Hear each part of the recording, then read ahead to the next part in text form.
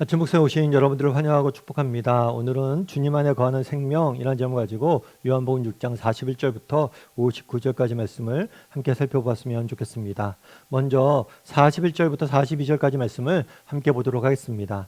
자기가 하늘에서 내려온 떡이라 하심으로 유대인들이 예수에 대하여 수군거려 이르되 이는 요셉의 아들 예수가 아니냐, 그 부모를 우리가 아는데 자기가 지금 어찌하여 하늘에서 내려왔다 하느냐라고 이야기합니다. 그 당시 예수님께서 자신을 하늘에서 내려온 떡이라고 소개를 합니다. 그날에 많은 무리들이 예수님에게 요구를 하죠.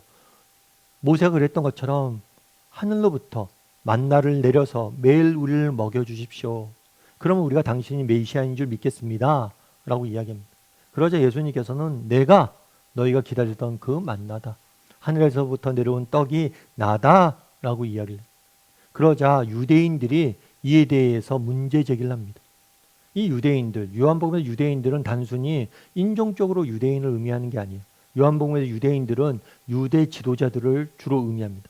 그 당시 종교 지도자들이 문제를 제기한 거예요. 어떤 문제를 제기하냐면 첫 번째는 뭐냐면 하늘에서 내려왔다라는 말에 대해서 문제 제기해요. 야, 네가 하늘에서 왔다고? 무슨 소리야? 너 요셉의 아들이잖아. 내가 너의 부모가 누군지 알고 네가 어디서 태어나서 어떻게 자라왔는지 아는데 네가 하늘에서 왔다는 것은 무슨 말이야? 라고 이야기하는 거예요. 네가 분명히 사람의 아들인데 왜 하나님의 아들이냐? 라고 이야기를 하는 거예요. 그래서 오히려 이들은 뭐라고 생각한 거예요? 예수님께서 신성 모독을 했다, 하나님을 모욕했다 라고 이야기를 하는 거예요. 물론 이들의 지적도 맞죠. 정말 어느 날 갑자기 인간이 갑자기 자기가 하나님이라고 이야기한다면, 사람이 갑자기 하나님의 아들이라고 이야기한다면 우리가 미쳤거나 아니면 거짓말쟁이라고 생각할 거예요. 하지만 우리가 계속 살펴보지만 하나님께서는 자신이 하나님의 아들이라는 것을, 하늘로부터 왔다는 것을 어떻게 증명해 보이셨어요? 예수님께서는 무엇으로 증명하셨습니까? 정말 수많은 기적과 표적을 보이셨죠. 정말 인간이라면 결코 할 수 없는 일들을 행하셨어요. 병든 자를 고치셨고 풍랑을 잠잠케 하셨고 오병이어의 기적을 행하셨어요. 이건 사람이 할 수 있는 일이 아니죠. 여러분 생각해 보세요. 정말 사람이 어떻게 5,000명이나 10,000명이나 되는 사람을 먹을 거 하나 없이 먹일 수 있습니까? 그걸 스스로 뭐 한 거예요? 기적을 통해서 자기가 누구인지 보여주신 것 뿐만 아니죠. 사람의 아들이 예수님이 하나님의 아들이 될 수 없다라고 이야기하지만 그렇지 않아요. 구약 성경에는 이미 처녀가 잉태하여 아들을 낳을 것이고 그 아들이 임마누엘, 하나님이 너희와 함께 하시는 하늘로부터 내려온 사람임을 이미 예언해 두었어요.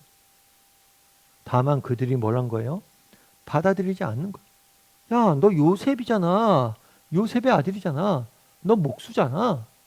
근데 네가 무슨 선지자라고 그러는 거야? 이렇게 하는 거예요. 그래서 그들은 우선 하늘로부터 내려왔단 말에 대해서 진지하게 받아들이려고 하지 않았습니다. 왜 그럴까요? 정말 예수님에 대한 선입견, 예수님에 대한 편견, 그런 것들 가지고 예수님을 재단하고 있었던 거예요. 그래서 하늘에서부터 내려왔다는 말을 두고 신성모독으로 받아들였던 거죠. 그 다음엔 떡이란 문제에 대해서 이야기를 합니다. 우리 52절부터 55절까지 말씀 같이 한번 볼까요? 그러므로 유대인들이 서로 다투어 이르되 이 사람이 어찌 능히 자기 살을 우리에게 주어 먹게 하겠느냐? 예수께서 이르시되 내가 진실로 진실로 너희에게 이르노니 인자의 살을 먹지 아니하고 인자의 피를 마시지 아니하면 너희 속에 생명이 없느니라.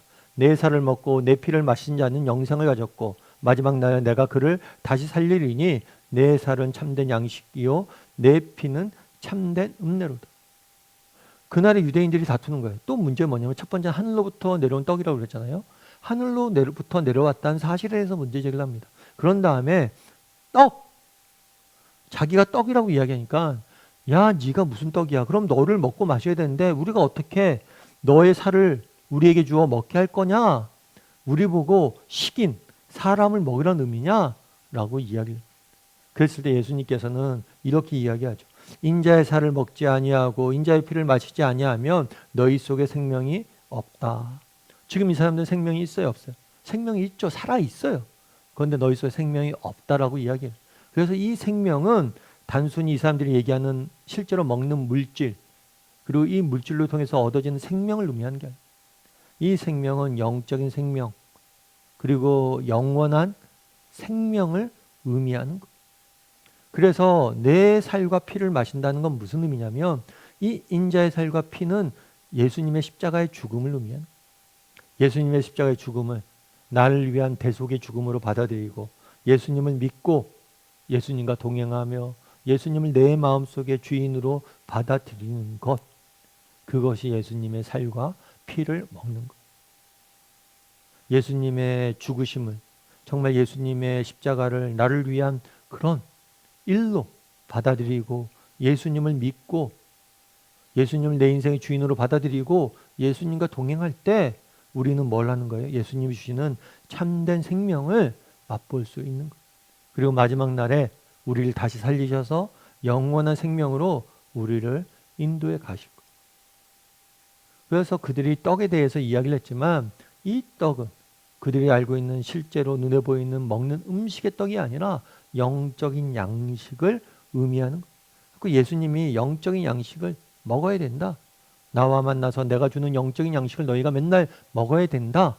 나와 만나 나와 동행하며 내가 주는 영적인 양식을 너희가 날마다 먹어야 된다. 라고 이야기하셨는데 그것들에 대해서 이해하지 못한 거예요. 그러면 우리가 여기서 한 가지 생각해 볼 게 있어요. 그건 왜 예수님께서 자신을 떡이라고 비유했냐는 거예요. 예수님께서 떡이라고 비유하는 바람에 사람들이 오해했잖아요. 예수님 그럼 우리가 잡아 먹어야 되냐? 예수님이 살을 자길 걸 우리에게 줄 거냐? 이렇게 이야기하는 거예요. 그럼 왜 하필이면 떡이라는 표현을 썼냐는 거예요. 우리가 여러분 생명을 유지하기 위해서 뭘 해야 됩니까? 먹어야 돼요. 음식을 먹어야 돼요. 참 음식이라는 게 놀랍죠. 정말 오늘 점심 배부르게 먹습니다. 그러면 내일 또 뭐예요? 또 배고파요. 그리고 또 먹어야 돼요. 그래야지 뭐예요? 생명이 유지되는 거예요. 마찬가지란 거예요. 여러분 정말 우리의 영적인 생명도 왜 떡이 비유했습니까? 정말 너희가 날마다 살아가기 위해서는 떡을 먹고 밥을 먹지 않냐? 마찬가지로 너희가 정말 영적인 생명을 유지하고 정말 영원히 살기 위해서는 날마다 예수님이 주시는 영적인 양식을 먹어야 된다.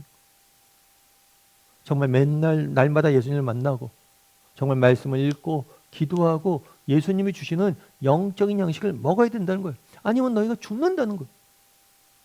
그런 의미에서 우리는 돌아볼 필요가 있는 거죠. 정말 나는 날마다 하나님을 만나고 교제 나누고 양식을 먹고 있는 거예요. 우리가 왜 아침 묵상을 합니까? 그것도 이런 영적인 양식을 먹기 위해서 그런 거예요. 오늘 아침에 나와서 말씀 보고 기도하는 가운데 하나님이 우리에게 주시는 은혜가 있잖아요. 하나님이 주시는 음성이 있잖아요. 하나님이 주시는 정말 우리를 향한 깨달음들이 있잖아요. 그래서 그날에 너희가 정말 음식을 먹지 않으면 죽을 것처럼 음식을 찾는 것처럼 너희가 정말 그렇게 음식을 갈급하게 찾는 것처럼 나에게 매일 만날 달라고 요구했던 것처럼 정말 영적인 양식을 먹기 위해서 너희가 노력하고 열심을 내야 된다는 거예요. 요즘 제일 인기 있는 단어가 있다면 아마 맛집이 아닐까 싶어요. 그리고 TV를 틀어봐도 정말 맛있는 곳에 가서 맛있는 음식을 먹는 그런 프로그램들이 많죠. 그리고 그런 음식을 제공하는 셰프에 대한 이야기들도 많고 온통 세상은 맛집이에요. 맛집. 그리고 특정 지역에 대해서 검색해 보면 제일 먼저 나오는 단어가 맛집이에요. 맛집. 그런데 이런 맛집들을 보면 기본적으로 사람들이 한두 시간은 기다린다고 합니다. 그리고 어떤 맛집 같은 경우는 밤새 기다리는 것도 있대요. 그래서 심지어는 밤새 기다리는 사람들을 위해서 텐트를 빌려주는 서비스가 생겼대요. 그래서 2만 원 주면 텐트를 빌려준대. 그럼 텐트에서 자고 그 다음 아침에 사 먹는 거죠. 한 번은 후배가 제주도 가서 어떤 맛집을 밤새 그렇게 텐트 속에서 기다렸다가 먹었다고 그러더라고요. 그 집에서 뭐 파는데 돈가스를 판대. 돈가스가 그렇게 맛있냐? 그랬더니 목사님 그 치즈 돈가스 먹었는데 치즈가 남달라요. 그렇게 이야기를. 그래서 제가 그런 얘기를 했어요. 무슨 생각이 들었냐면 밤새 기다려서 먹으면 어떤 음식이든지 안 맛있겠냐고. 정말 그렇게 열심을 갖고 그렇게 애를 써서 기다려서 먹으면 뭐라도 맛있겠다. 그렇죠. 밤새 기다리면 허기가 져서라도 맛있을 거예요. 여러분 정말 그런 기대감을 갖고 기다리는데 안 맛있겠습니까? 그렇다면 우리는 어때? 정말 세상의 음식을 먹을 때는 맛있는 것들을 맛집들을 검색을 하고 기다리고 그렇게 해서 먹는데 정말 하나님과 만나는 시간 정말 얼마나 이렇게 간절히 바라냐는 거예요. 얼마나 기대감을 갖고 기다리면서 사모하는 마음은 나가야 하는 거예요. 정말 왜 우리가 맛이 없습니까? 여러분, 사모함이 없기 때문은 아니에요. 정말 세상의 음식도 이렇게 열심을 갖고 사모함을 갖고 먹는데 하나님 양식이, 영적인 양식이 하나님의 말씀과 하나님과의 만나는 시간들을 우리가 그렇게 소중히 여기자는 거예요. 그래서 한번 돌아봤으면 좋겠어요. 난 얼마나 이 시간들을 소중히 여기는가, 얼마나 이 시간들을 정말 귀히 여기고 그 시간들을 소중히 여기고 있는가. 그래서 날마다 우리가 영적인 양식을 먹을 줄 아는, 정말 이 양식을 주는, 양식을, 예수님이 주신 양식을 기대하고 소망하고 바라고 진심으로 갈급해야 하며 먹을 줄 아는 저나 여러분이 되기를 주님의 이름으로 소원합니다. 우리 이제 함께 기도했으면 좋겠습니다. 기도하실 때 오늘 말씀 기억하면서 기도했으면 좋겠습니다. 그날에 정말 예수님께서 자신은 생명을 주는 하늘로부터 오는 떡이라고 말씀하십니다. 왜 하필이면 떡이 비유했습니까? 정말 이 땅에 음식을 못 먹으면 우리가 죽는 것처럼, 그리고 맛있는 음식을 우리가 찾아 헤매는 것처럼 정말 영적인 양식을 우리도 먹어야 돼요. 먹지 않으면 죽습니다. 날마다 우리가 정말 예수님이 주시는 영적인 양식을 먹을 수 있게 해달라고. 우리의 영혼의 갈급함을 예수님이 주시는 말씀과 예수님과 동행함으로, 기도하고 예수님을 만남으로 채울 수 있는 그런 사람들이 되게 해달라고. 이제 오늘 말씀 기억하면서 한 목소리로 같이 기도하도록 하겠습니다. 같이 기도하시겠습니다.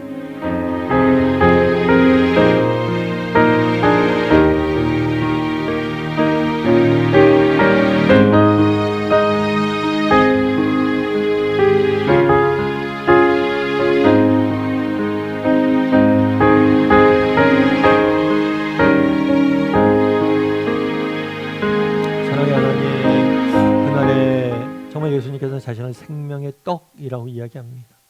정말 우리는 얼마나 생명의 떡 되신 예수님과 날마다 만나 정말 예수님이 주시는 영적인 양식을 먹고 있습니까? 정말 우리가 하루 세 끼를 꼬박꼬박 차려 먹고 또 맛있는 걸 찾아다니며 먹고 있는데 정말 얼마나 영적인 양식을 사모하는 마음들이 우리에게 있고 그것들을 사모하고 그것들을 먹고 있는지 다시 한번 돌아보게 도와주시옵소서. 그래서 우리가 정말 예수님이 주시는 그 영적인 양식을 날마다 먹고 그 양식으로 인해서 배불러질 수 있는, 그래서 그 배부름으로 이 세상을 살아갈 수 있는 우리 모두가 될 수 있도록 주여 은혜를 더하여 주시옵소서. 하나님께서 오늘도 우리 함께 좀 싸우며 모든 말씀 예수님의 이름으로 기도드립니다. 아멘.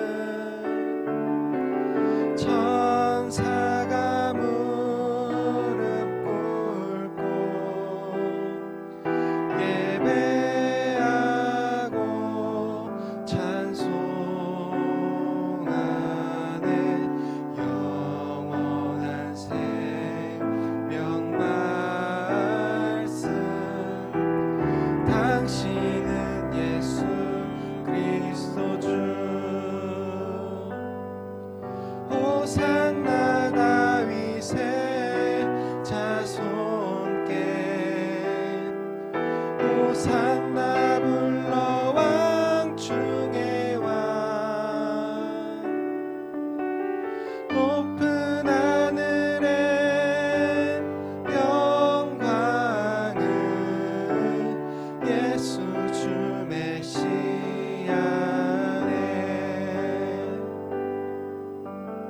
당신은 영광의 왕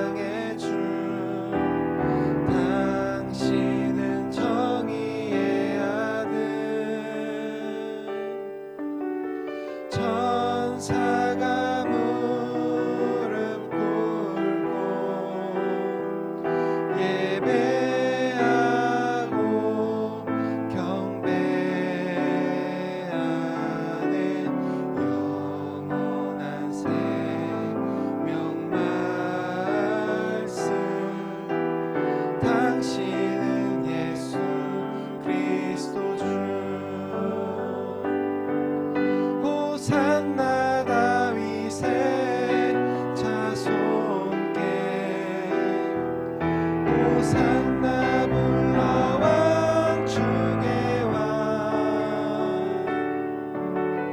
높은 하늘의 영광을 예수